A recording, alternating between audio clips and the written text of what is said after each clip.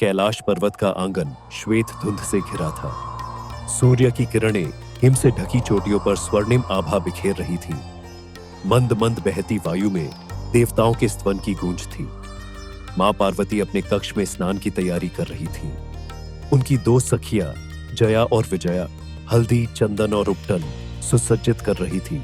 तभी सखी जया ने कहा, देवी, आपका कोई गण क्यों नहीं है? यह क्या कह रही हो?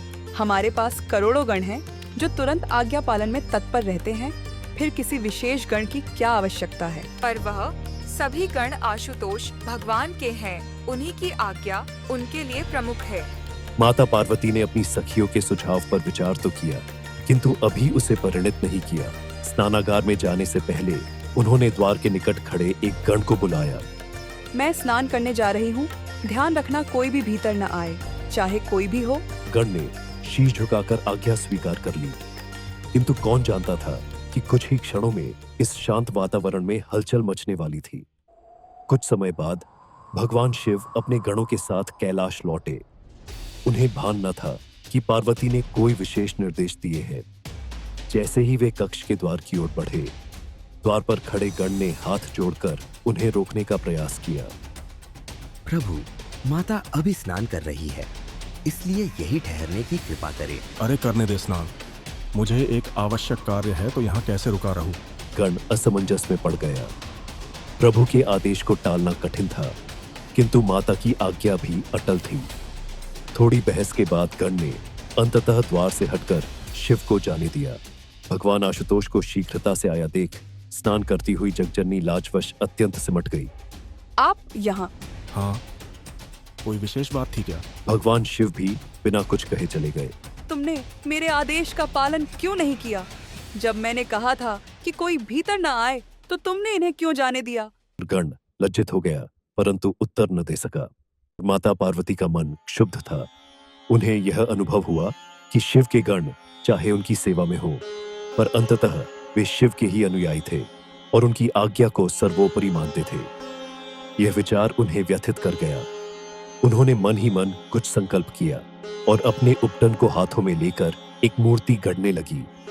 देखते ही देखते एक सुंदर बालक का रूप उभर आया। पार्वती ने मूर्ति की ओर स्नेहपूर्वक देखा। उनके हृदय में मात्र प्रेम उमड़ पड़ा। आज से आप मेरे पुत्र होंगे। उन्होंने अपनी ममता भरी दृष्टि उस पर डाली और उसे प्रेम पूर्वक अपने आलिंगन में ले लिया। आप मेरी आज्ञा का पालन करेंगे और मेरे द्वार की रक्षा करेंगे। मेरे हृदय रूप होने के कारण आपसे अधिक प्रिय अन्य कोई नहीं है। और उन्होंने उस बालक में प्राण फूंक दिए। देखते ही देखते वह मूर्ति सजीव हो गई। बालक ने माता के चरण स्पर्श किए। प्रणाम माता। पार्वती ने मुस्कुराते हुए उसके मस्तक पर चूम लिया। आज से आपका नाम गणेश होगा। आपको मेरी आज्ञा के बिना किसी की भी आज्ञा मानने की आवश्यकता नहीं है। अब आप मेरे कक्ष की द्वार का रक्षण करें और कोई कहीं से भी आया हो, उसे मेरे अंतःपुर मेरी आज्ञा बिना प्रवेश न दे। तो यह कहकर पार्वती माता ने अपने पुत्र के मस्तक पर हाथ फेरा और उसके हाथ में एक दिव्य छड़ी दे दी। बालक गणेश माता के निर्देशानुसार उनके कक्ष की रक्षा में तैनात हो गए। कुछ समय बाद भगवान आशुतोष पुनः लौटे और भीतर जाने का प्रयास करने लगे। श्री गणेश ने उन्हें रोक दिया। कौन हो तुम, जो मुझे मेरे ही गृह में प्रवेश से रोक रहे हो? मैं माता पार्वती का पुत्र और उनका द्वारपाल हूँ। माता की अनुमति के बिना कोई भी भीतर नहीं जा सकता। नंदी और शिवगणों ने गणेश को समझाने का हर संभव प्रयास किया, पर वह अडिग रहे। संवाद से टकराव और टकराव से युद्ध छिड़ गया। गणेश ने अकेले ही शिवगणों को परास्त किया, फिर देवताओं का सामना किया। ब्रह्मा और विष्णु तक पहुंचे, परंतु गणेश टस से मस न हुए। अंततः शिव क्रोध से लाल आंखों के साथ त्रिशूल उठाया और एक ही प्रहार में बालक का मस्तक काट दिया। जब माता पार्वती ने यह दृश्य देखा तो शोक और रोष से भर उठी। उनकी निराशा शिव पर भारी थी। क्या यही वो शिव हैं जिन्हें मैंने अपना जीवन साथी चुना? क्रोध ने इन्हें इतना अंधा कर दिया कि एक नन्हा बालक भी न दिखा। मेरे पुत्र का वध किया है इन्होंने। अब संपूर्ण सृष्टि भस्म होगी। उमा के क्रोध से त्रिलोक थर्रा उठा। उनके रौद्र रूप से असंख्य महाशक्तियां प्रकट हुईं, जिनका प्रचंड तेज देख समस्त देवता भयभीत हो उठे।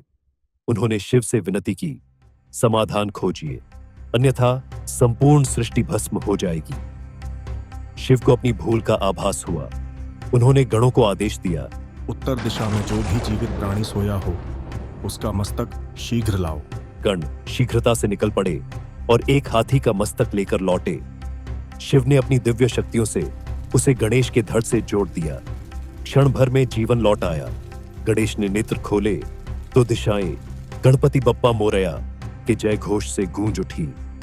देवताओं ने स्तुति की और शिव ने पुत्र को स्नेह से अंक में भर आशीर्वाद दिया। आज से तुम प्रथम पूज्य होगे। किसी भी कार्य का शुभारंभ तुम्हें वंदन किए बिना नहीं होगा।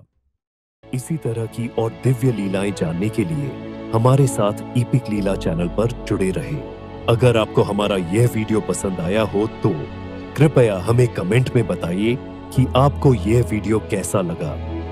इसे शेयर करें, सब्सक्राइब करें, लाइक करें और घंटी का बटन दबाएं। धन्यवाद।